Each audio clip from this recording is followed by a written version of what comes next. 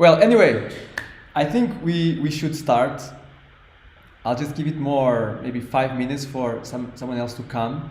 This time, exceptionally, it's going to be without comments. I cannot activate them. So sorry about it. Let me just make a small introduction before we actually start with the class. I am Carlos. Some of you probably know me. I am a native Portuguese speaker and I am a proud member of the Filipino Portuguese community. Hello, Filipinos. Me and AFP, we decided to have this initiative of having some classes online of Portuguese because we all know how important it is to learn the language of the country where you live, and we all know how hard Portuguese language is, especially for someone who knows languages that are not from a Latin origin. So if you speak Spanish or Italian or French, it may be easier for you to get into Portuguese language. But if you speak English or Cebuano or Tagalog, Portuguese is a very strange language. With different sounds, with different grammar, different words. So we all know the struggle of learning Portuguese. Now, what can you expect from these classes? This is not an this is not an intensive course. The objective here is that you're not going to be a master in Portuguese just by following these classes. Also because these classes are going to happen once a week, maybe 1 hour every week. And so the objective is not to make it a master course, something that will totally make you speak Portuguese. This is just a complement for your study and a motivation for you to study, a starting point, and maybe a fun way, an alternative way for you to learn Portuguese. Because Portuguese can be learned here, can be learned in books, in cartoons. My suggestion, watch cartoons in Portuguese. Nowadays it's very easy with those streaming platforms like Netflix or Disney Plus. You have many cartoons in Portuguese, in a simple Portuguese adapted for children. It's a very good way to learn Portuguese and to make your ear get used to the sounds of Portuguese. Yeah. Also, on the street, when you go to the supermarket, even if you don't speak Portuguese, try to say some words. Try to interact in Portuguese. Even if it's very, very small Portuguese, people that are talking to you, they will appreciate it. They will see that you're trying and they will value it a lot. All right? So, yeah, that should be your study in many ways. So what is this course for? This course is just for you to be 1 hour with me, to have learn some things that maybe you don't see in the books, maybe to ask some questions, maybe not today because we don't have comments, so sorry about it. But again, this is the first class, this is the one where problems can happen. The next ones, hopefully there will be no problems. All right, let me just see how things are going. It is now 10:08. I think we can start. Okay? So, if ever you arrive late, if ever you cannot be here today, this class is going to be available in YouTube. You can watch it anytime, so we don't really have to wait much now. Let's go.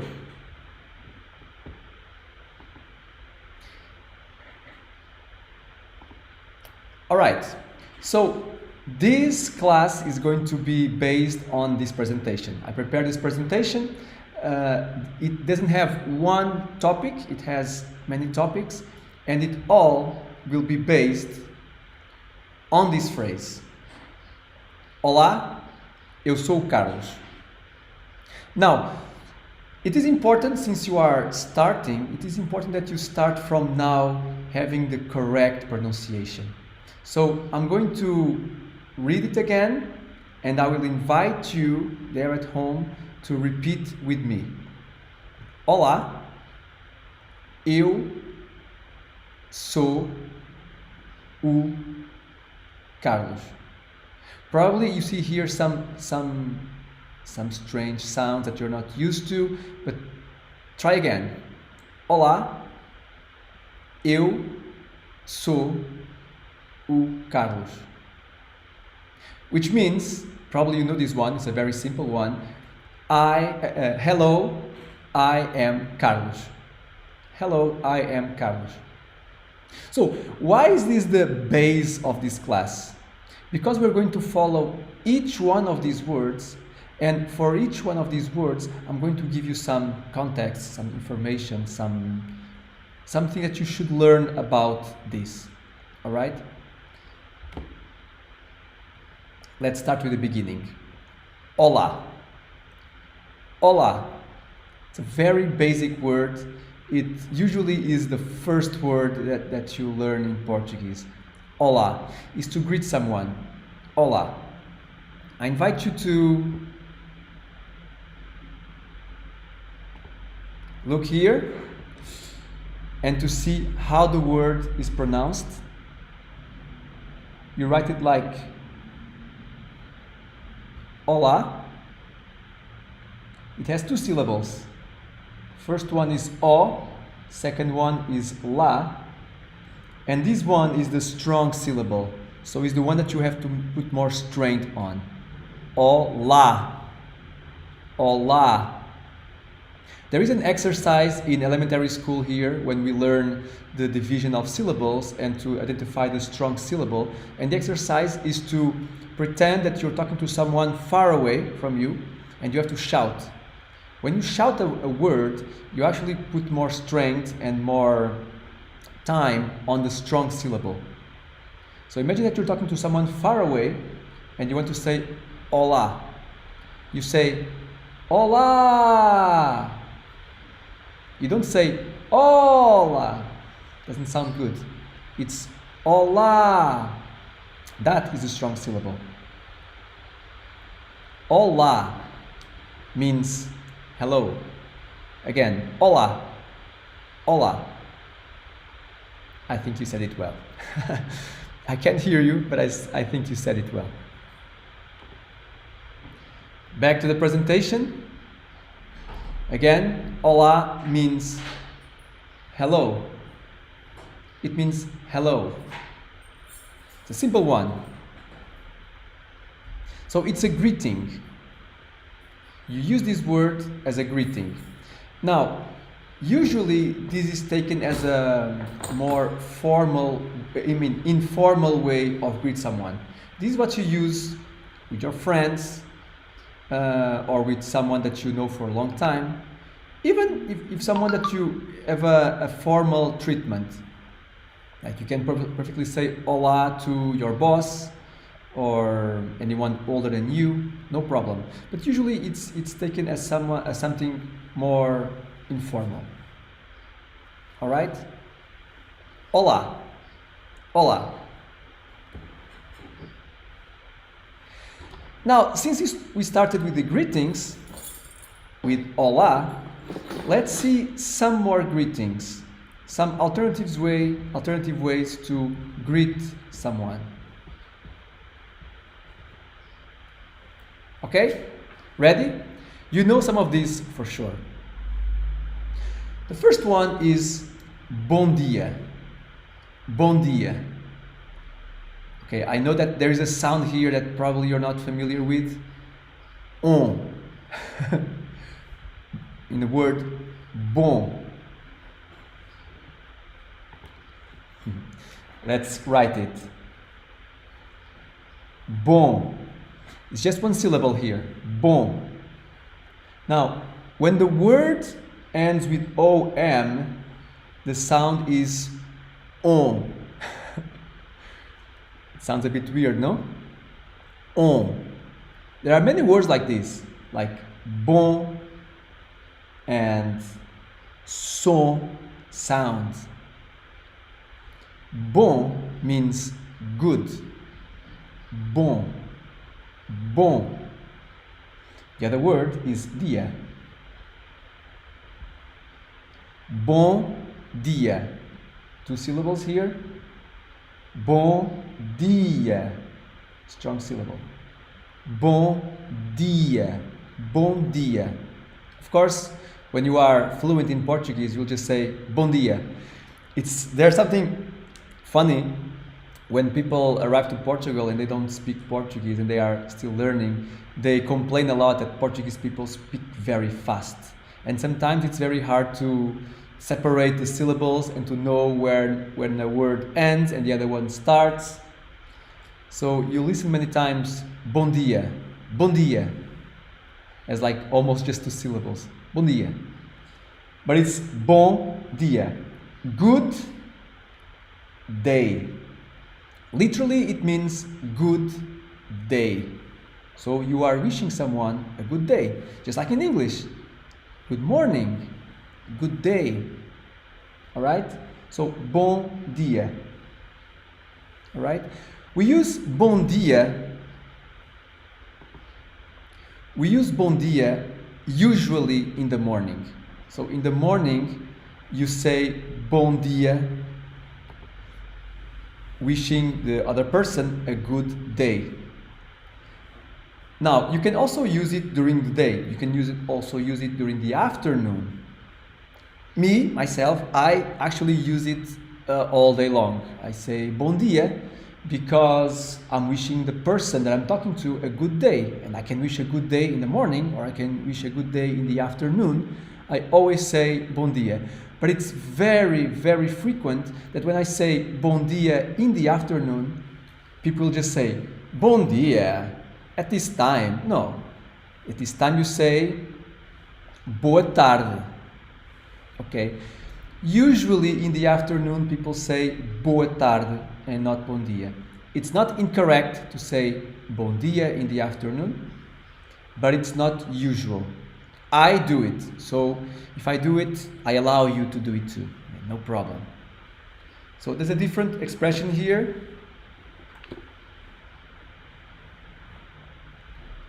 Okay? Boa tarde. Just a second. All right. Boa tarde. Boa tarde. Let's go back to the paper.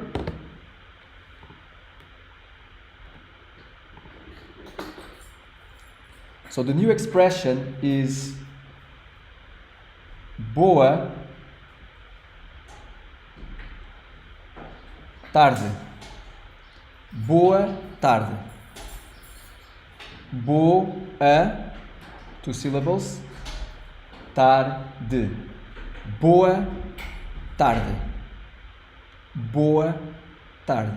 It means literally good afternoon. So boa is good, tarde is afternoon. So just like in English, when it's afternoon, you say good afternoon, boa tarde. Remember, you can also say bom dia in the afternoon, no problem. But usually people say boa tarde in the afternoon. So now, let's repeat again. Bom dia. Bom dia. Boa tarde. Boa tarde. All right?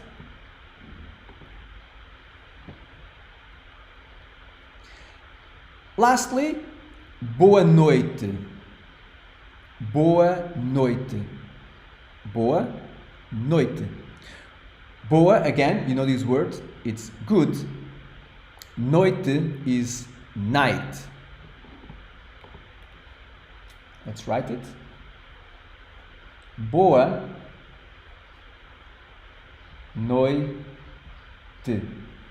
Boa noite.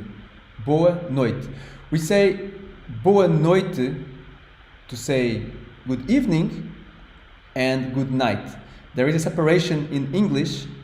You say good evening when you meet someone in the evening, at night, and you meet someone in the evening. And then when you say goodbye, you want to say goodbye, you say good night. But in Portuguese, you have only one expression for these two situations. Boa noite. You're wishing the person you're talking to a good night, a good evening. All right? So now we have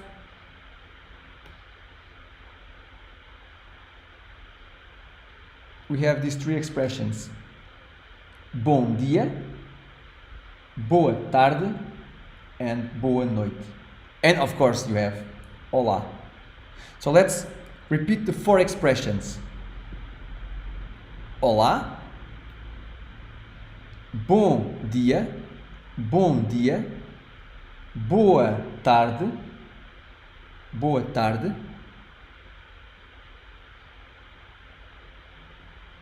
and boa noite. Okay? Boa noite. All right? Now, you probably are asking yourself, wait a second. When I have bom dia, the word bom means good. When I have boa tarde and boa noite, the word boa also means good. So both bom and boa means good. Now, why is that? Okay? I will let you think for 30 seconds while I try to do something here, trying to solve a problem that I have here. I'm so sorry for this. I remind you, this is the first class. This thing had to happen. Let me just go here.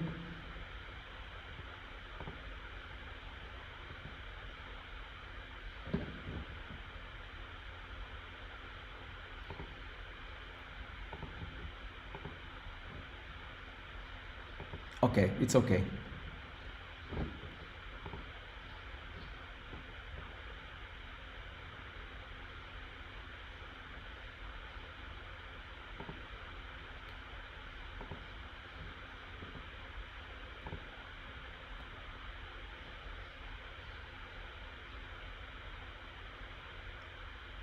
All right, here we are. Okay, moving on. I was just trying to solve the problem of the comments here. I know what the problem is now, but I'm unable to fix it now. Next time it will be solved. I'm so sorry for this. All right, moving on. So I left you with a question. Why are there two words for bon? Two words for good, bon and boa. What is the difference between one and the other, bon and boa? In Portuguese, we have this thing that is probably very confusing for an English speaker, which is gendered words. The words, just like people, have a gender. And when I talk about words, I mean nouns, objects, things, they have a gender.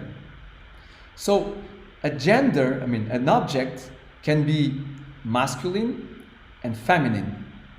All right? So in the language, we have this detail. We have masculine words and feminine words. And it happens even if the objects have no relation to men or women. All right? You may be thinking, oh, if an object is associated with man, it's male, it's masculine. If an object is associated with women, it's feminine. No, it has nothing to do with it. For example, we have this object, this first object, a chair. Chair has no association with men or women. Both use chairs. Okay? So there is no connection between men and women. So, and still, it has a gender. In Portuguese, this object, chair, is cadeira. Cadeira. And it is a feminine object. Why? It just is. So there's no association with men and women. The second object, the fork, also has no association with men or women. It's a fork. Everyone uses fork to eat, okay? And still, it has a gender. In this case, it's masculine. Garfo. Garfo is masculine. And the word garfo means fork, and garfo is a masculine word. Spoon. Again, no connection with men or women, and still, spoon is feminine. Colher is feminine. Lastly, we have tree. A tree is no more related to men than to women or vice versa, and still it has a gender. It's feminine. Árvore is feminine. So the idea here is not to learn these words, it's just for you to understand that objects in Portuguese have a gender. And there's either masculine or feminine. Now, how do you know if there is no connection between the object and men or women? How do you know if a certain object is masculine or feminine? Well, in many cases, you just have to know it. Okay, you just have to have the experience of using the word. But there is a rule that you can use in many cases. Doesn't apply to all the cases, but it covers many cases, which is the ending. When a noun and a thing, the name of a thing in the singular ends with O, usually it's masculine. When it ends with A, it's feminine. Okay? And many nouns end with O or A. There are exceptions, there are other endings, but this is a good rule to start. All right? So let's make an exercise here. Okay? Are you ready? I've been talking and talking and talking. Now it's time for action. Mesa. The first word, mesa. I'll change paper here.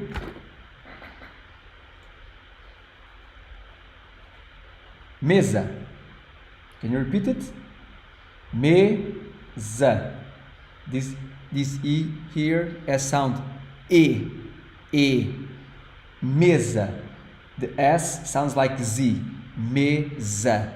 Okay, so it's not mesa. This is like a Z. Mesa. Mesa. It means table. A table. The ones that you use in your dining room. Mesa. What do you think? Is this word masculine or feminine? Again, you may think, well, let's see if there's a connection to men or women. No, both men and women use tables, so there's no connection. Well, it ends with A. So the rule says if it ends in A, it's feminine. And in this case, the rule works. Mesa is feminine. All right? Let's go to other one. Carro. Carro. It ends with O. So the rule sometimes doesn't work, but in this case, it does work. Carro is masculine. Okay? Carro, it's a masculine word. Third word, casa. Casa. Again, this S sounds like Z. Casa. Casa. Notice that the two A's have a different pronunciation. This is a very open A. Ka, A. And this one is more soft. Casa. Casa. Well, in this case, the word ends with A, and if the rule applies, it should be feminine, right? And it is. Casa is feminine. Then we have the word faca. Notice the pronunciation. Just like in casa, the first A is strong, open, A, and the last one is soft, faca, faca, faca, faca. You think it's masculine or feminine? It ends with A, so it's feminine. Porta, porta, porta, porta means door. Porta. Notice that the objective here is not for you to learn the words itself, okay? Here the exercise is to spot if they are masculine or feminine, okay? Porta, door, porta. Masculine or feminine? Feminine. It ends with A. So in this first column, we have mesa, feminine, carro, masculine, casa, feminine, faca, feminine, and porta, feminine. Let's go to the other one. Saco. Saco. Now you may have noticed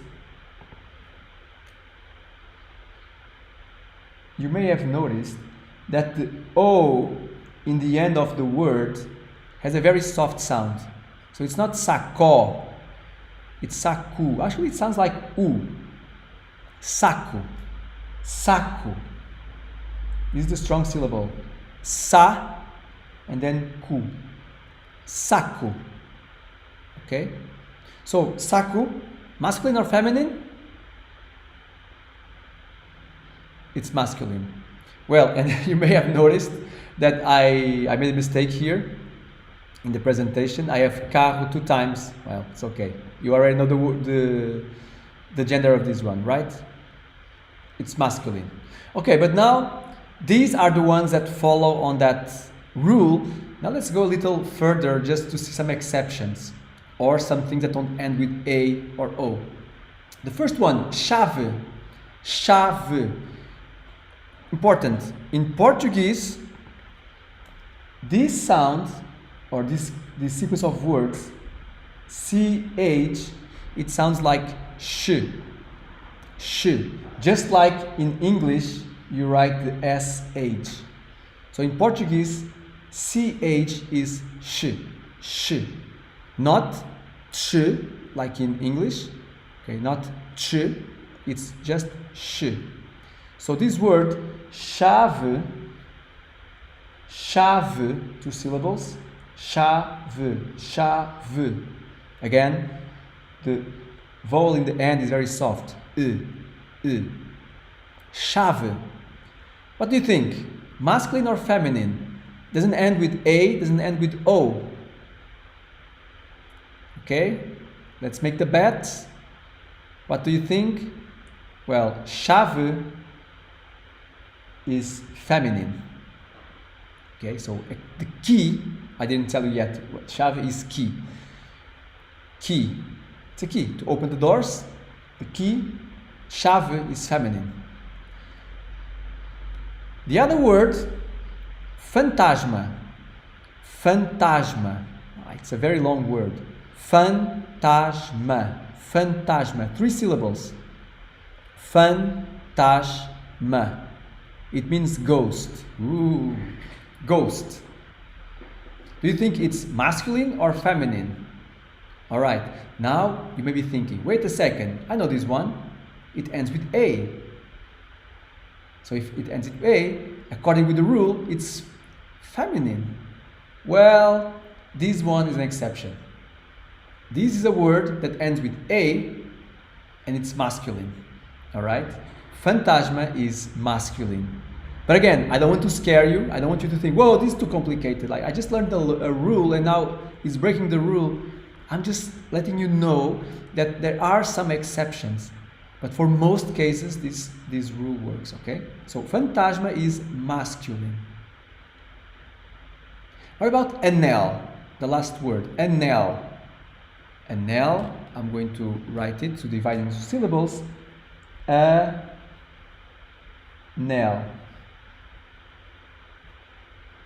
Anel. The strong syllable is this one, nel. Anel. It means ring. A ring for the finger. Anel. Do you think it's masculine or feminine? It doesn't follow the rule, right? Doesn't end with A or O. So, betting. I want you to bet. What do you think? Anel is masculine. Okay, so as you see, there are words where you cannot apply that rule. That there are words where the rule is actually the opposite, like it's no rule actually. It's infantasma, it ends with A and it's masculine. But in many, many cases, if it ends with O, it's masculine. If it ends in A, it's feminine. So to begin with, you can have this rule in your mind. Okay? Moving on. Okay, here's the solution for everything. Key, feminine. Ghost, masculine. Ring, masculine. Woo! Okay, all this time, about 30 minutes, just with the first word of the phrase. All right? So we really explored that word very well, and we learned about that greeting, about other greetings, and the very important thing about the Portuguese language, that the words have gender. That's very important and can be very confusing. Okay? Now, second word, eu. Eu. Eu. Can you repeat it? Eu. Eu. Do you know what it is? Eu. I. Okay, referring to myself. Eu. Let's talk about personal pronouns. All right? We don't have to memorize them. Of course, from this class you then go see a book and learn a little more. The objective here is just to know some differences between what happens in Portuguese and in English. So in English, you have these personal pronouns. I, you, he, she, and it. So he exclusive for male person, people. She for female people. It for objects or animals, unless the animal is already part of your family, you may also call it he or she. Then we have we, you have you, plural, and they. If you are a Cebuano speaker or a Tagalog speaker, I think it also applies in Tagalog, you know that there are two we. Okay, there's an inclusive and the exclusive, and in English you don't have that, and I think there should be, I should say, very, very useful, but in English there's only we. Now let's see each one of these words and the differences. So, as you know already, eu is I, eu. Okay, everyone, repeat with me, eu, eu. Now you. All right, now there's some complications here. Let's see. There are actually two words for you, singular. In English, there's only one. In Portuguese, there are two. So the most common one, the one that you use with your friends and usually with your children, is tu. Tu means you. It's the informal way to say you. Tu. Now I say usually you use it with your children because in some families actually there's like a kind of a formal way to interact between parents and children, but that's more usual in the traditional families. In modern families you just say tu. Okay, in my family I call my children tu and my children call me tu. Okay, we are the same level, let's say like that. We are all friends. Tu. It's an informal way to say you. Tu. Okay? Can you repeat? Tu. But then there is another one. Você. Você. Okay? Você. Você is used as a formal way to say you.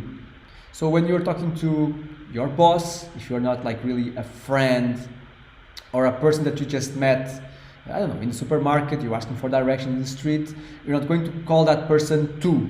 That's a bit unpolite, okay? So tu is a formal way to say you. Unless you are in Brazil. Brazilians, at least most of Brazilians, don't say tu. I think that in some regions of Brazil they actually say tu, but in most Brazil they only say você.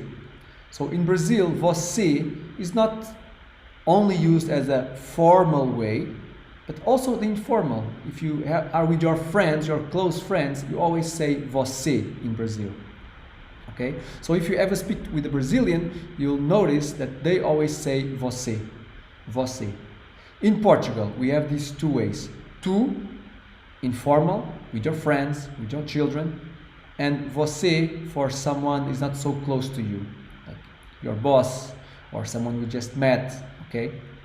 Eventually, if you meet someone and you talk to that person, you call that person você, and then after some time, when you are already friends and there is some connection with you and you spend time together, there will be a time that one of you is going to say, hey, come on, I already know you for some time.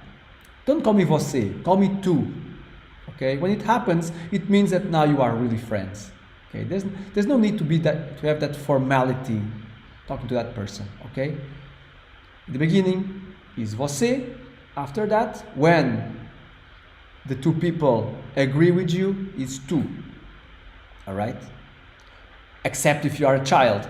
When children know other children in the park, they don't even know their names, but they're already calling themselves, calling each other tu. Okay, but they are children. Okay.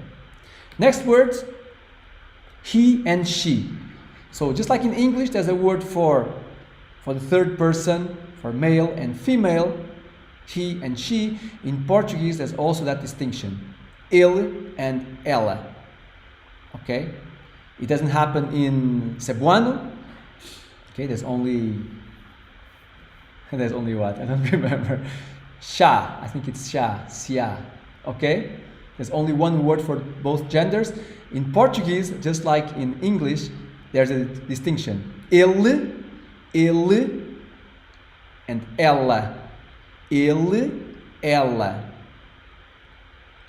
How about it? Same thing, okay? Same with he and she. So, I told you, it is for objects, for animals, it, okay? And in Portuguese, objects are gendered. They can be masculine or feminine. So it makes sense that when we refer to an object in the third person, we also use ele and ela because they have a gender. So if I'm talking about a chair, remember chair is cadeira, cadeira ends with a, it's feminine. When I talk about the chair, I say ela, it, ela. If I talk about the car is carro, masculine. So when I'm referring to it in the third person, ele, the car. All right? So you see why it makes sense that the it in English has two words in Portuguese. It's because of the gender. All right? So in terms of gender, in terms of calling the people and objects, we use in both cases ele, ela. Then there's we. Just like in English, we only have one we, nós. The O is strong here, O, because of that thing on top of it. Nós. Then again, complications here. You in plural. In English, you have you for one person or you for many persons. Okay? But it's all the same word, you. In Portuguese, we have two words for you plural. There is vós, but I just included this one here so that you know that it exists. But in fact, probably you will never hear this one. It's really rare that people use this word vós to say you in plural. You only see that in very formal texts, in formal speeches, in old Portuguese, okay? It's a very formal and rare way to say you in plural. Usually, when you talk to someone either your friends or your bosses or whoever, you say vocês. Vocês. You may notice that vocês is like the plural of você. Okay? But don't make a mistake. Você in Portuguese, in Portugal, is formal. But vocês is not formal. You just use it to everyone, with your friends. While you are with your friends in the restaurant or drinking a beer, you say vocês. It's not formal, just the way we speak. Okay, vocês. The vós, you never use it. Okay, don't even try to memorize that one. And then they. So they, we have two words. Eles, which is the plural of ele for masculine, and elas, the plural of ela. So if you're talking about cars, carros, carro is masculine, so cars are masculine too, you say eles. If you're talking about chairs, since chair, cadeira is feminine, you're talking about chairs, you say they, the chairs, elas. Sorry. Okay? So, you may be asking, it's a very fair question, what if it's cars and chairs? What if we have many objects with different genders? Do we say eles or elas? Well, it depends. It's much up to you. One way that you can see is if there are more masculine objects and feminine objects, just say eles. If it's more feminine than masculine, just say elas. If you don't know, usually by default we say eles, masculine. Okay, but that's just the default. Okay, when it's mixed, just say eles. Okay. Time is flying. I have to speed up a little. Let's go to the next word. So. So. So. So O-U. I'll write it down. So, these two words, two letters, O-U, together is O. O. So this word is so. So. So. So means I am. And it brings us to another topic, the verb to be.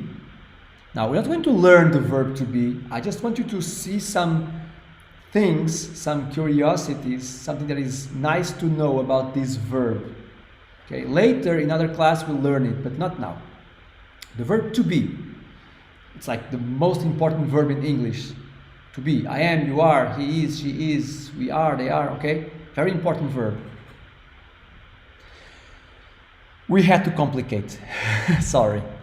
Because in Portuguese, to be is actually two verbs, two distinct verbs. There's the verb ser and the verb estar.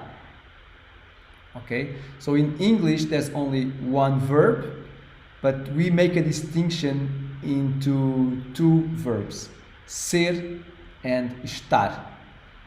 Okay? When do we use one? When do we use the other? Ser is like something more permanent.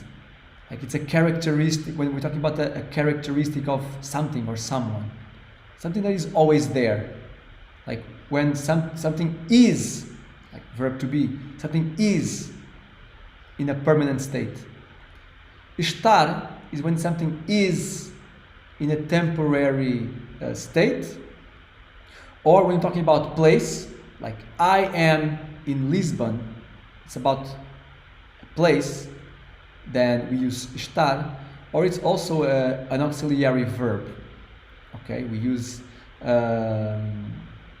like in English to say the continuous. I am eating. You use the to be.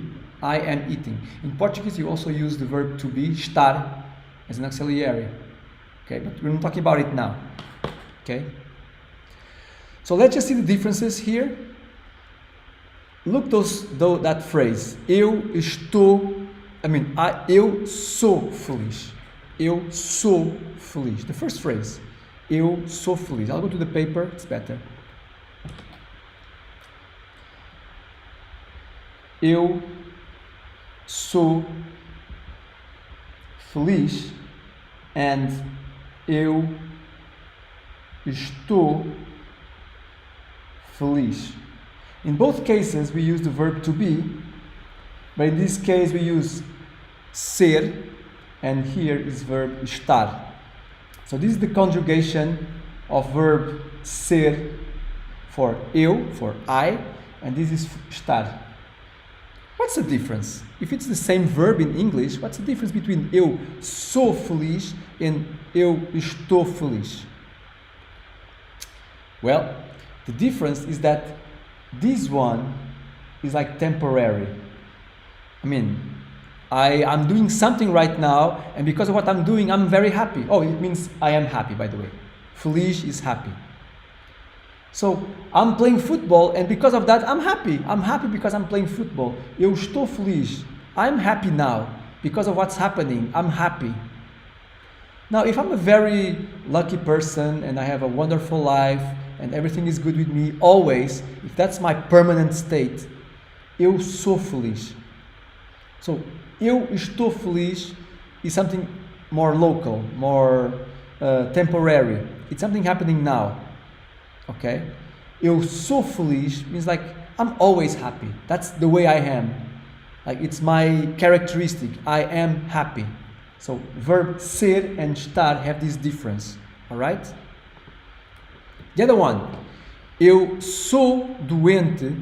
Eu estou doente. Well, if you say eu estou doente with verb estar, eu estou doente, it means that, well, I'm usually okay, but now I have a cold, or like I cannot work today because I am now, at this moment, exceptionally, I am sick. Doente is sick. I am sick. So when you say with estou, verb estar, you mean right now, in this moment, or lately, like in the last days, I am sick. But you know it's temporary. You were not sick before.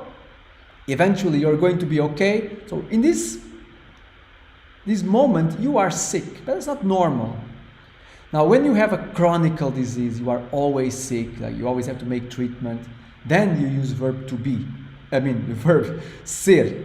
And then you say eu sou doente. When you say eu sou doente, people will know that you are permanently sick. Okay? It's a difference between ser and estar. Ser is more permanent. Estar is more temporary. Now let's go to the other phrase on the right. Eu estou em casa. It means I am at home. Where you're talking about a location. You're saying that you are in a place. So you will use verb estar. Eu estou em casa. You don't say eu sou em casa. Even if you are always at home, if you never leave home, if you are permanently at home, you never say eu sou em casa. No one says that. It's always with estar. Eu estou em casa. And as I said, it's also used as a auxiliary verb. So in the last phrase, eu estou a comer, it's like in English the continuous I am eating. So the main verb here is comer, eat. Okay? But you use the estou to say I am eating. Very similar to English in this case. Eu estou a comer. I am eating. Okay? Again, you don't have to memorize the verb to be right now. Okay? I just want you to know that's a distinction. Because you'll see some places where estou or estar is translated to be, and then ser also has the same translation, and you may be confused. Just know this. The verb to be has two verbs in Portuguese, okay? Ser and estar. You're not going to learn the verbs, just the two first conjugations, all right? You already saw it, one of them. For I. Eu sou. I am. I am permanently. See the phrase there, up there? Eu sou o Carlos. I am Carlos. I'm always Carlos. Since the day I was born until now, I'm permanently Carlos. So I say eu sou Carlos. Okay? And eu estou. So, eu, sou, eu estou. Now, you know the first conjugation for I. How about for you? You, informal. Tu és. Tu estás. Okay? So, imagine you want to say to someone that you are sick. You are sick. But you are sick not permanently, just now you are sick. You use verb estar. So you say, tu estás doente. Right? Just like here, eu sou doente, but now you say tu. Tu estás doente. Tu és bonita. You are pretty. Well, if that person is pretty, naturally pretty, you say tu és. Like it's the way you are. Okay? If the person like put some special clothes and some makeup, and you want to enhance that change, like made that person especially pretty, you may say tu estás bonita. Tu estás bonita. Okay? Wow, because of what you did, now you made a change, you are pretty. Doesn't mean that the person is not pretty before, but now because of that change made the person pretty. So, tu estás bonita. Something important. As you see, when I say eu sou and tu és, the verb changes, the conjugation changes. So, you only use the word sou for eu. Eu sou. You never say tu sou. Alright? Because when it's tu, you say és. Which means that many times you don't really have to use the pronouns. You don't have to say eu sou or tu és. Okay? You just have to say sou or és. Because sou is only applied to eu and és is only applied to tu. And estou is only applied to eu and estás is only applied to tu. So, because there's no confusion here, and like in English, like if you say I am, you are, we are, they all have the word are.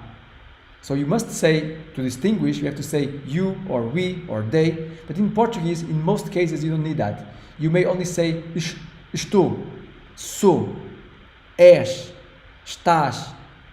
People will know if it's you or I, okay?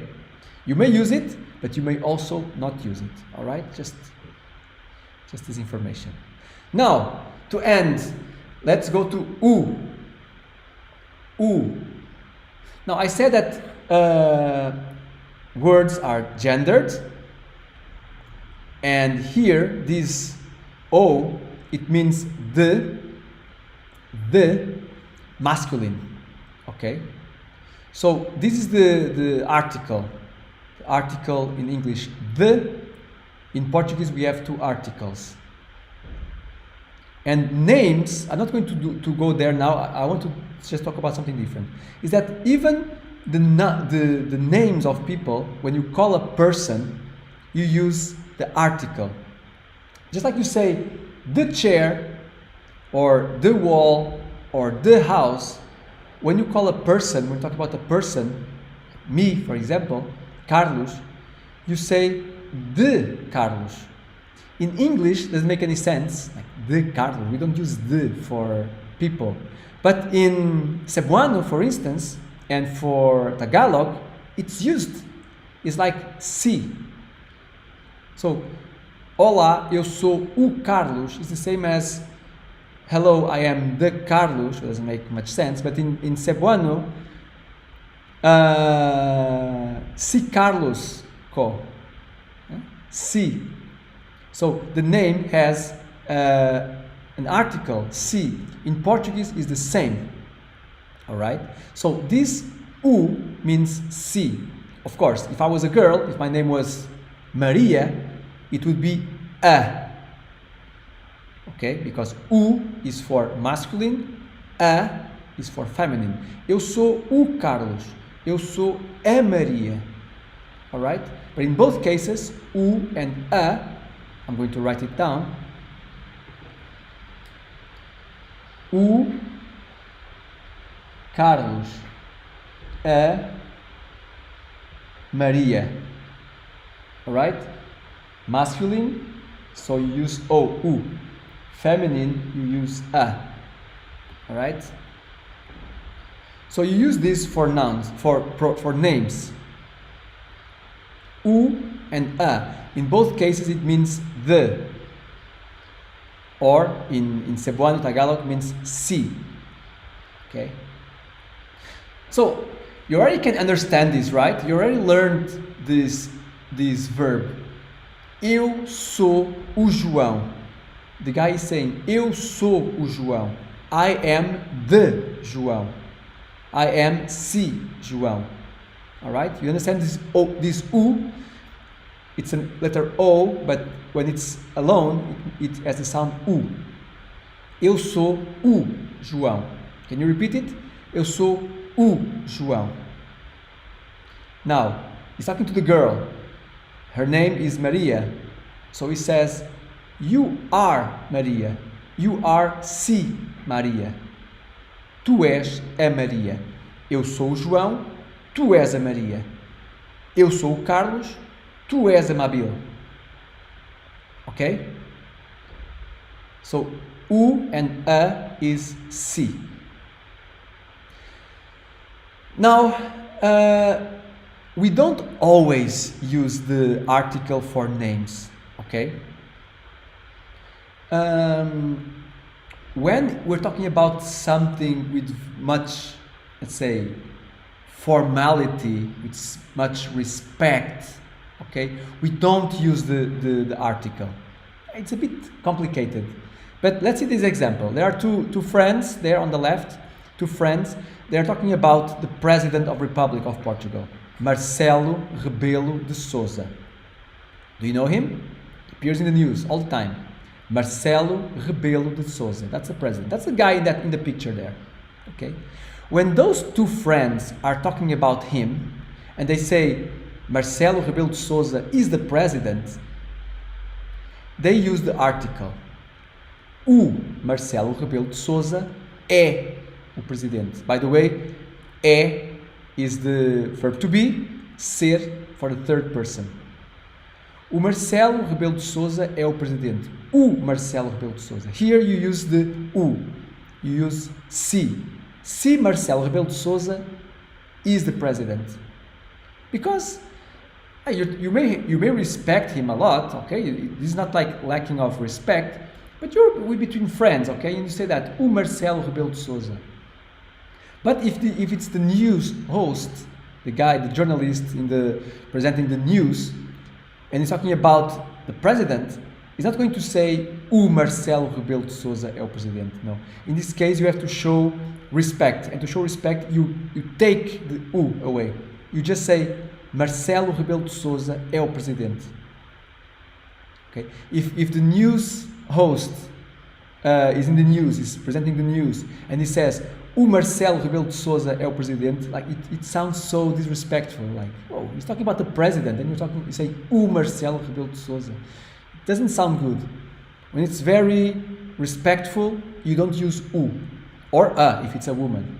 Okay, you just say Marcelo Rebelo de Sousa é o presidente. Marcelo Rebelo de Sousa is the president. So going to Filipino, if you are just like talking with your friends, you say si Marcelo Rebelo de Sousa ang Pangulo. Okay?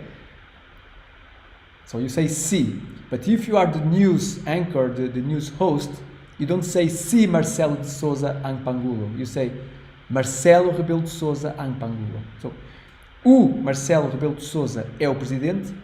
Marcelo Rebelo de Sousa é o presidente. So if ever you read the newspapers and you see someone being referred in the third person without the article, you may think, okay, this guy is someone important. Okay, important or not important. Like if you're just talking about someone that you don't know, or someone that you respect, or someone that it's not so formal, okay? I mean, it's not so informal. When you want to say something formally, you take the U. All right? And well, that's it for today. It took about 1 hour, as I planned. I don't know if this was the way you planned, the way you would like it. There were some problems here. I wasn't able to activate the comments, and I'm sorry for that. I know now what happened. Next time there will be comments. So it wasn't so interactive as I wanted, but during this week, I'll make some improvements. I'll learn from what happened today, and next time it will be better. So I hope you liked it. For me, it was lots of fun to prepare this and to be here with you today. I hope that this helps you to motivate to go now to read something and to learn a little more. And also I'll find a way, for the next week, I'll find a way for you to be able to contact me with email or WhatsApp or whatever. So my objective here is to make this as interactive as possible and not being just a guy talking to you. I also want you to talk to me and give me your opinion, your questions, your suggestions, all right? But this was a great testing. I really enjoyed it, and I would like to thank you and AFP, Associação Filipina Portuguesa, and I hope that we can help you learn Portuguese and make your experience in Portugal better, okay? So thank you so much for being there, and I'll see you next week. Pay attention to the site. I guess you already have the link.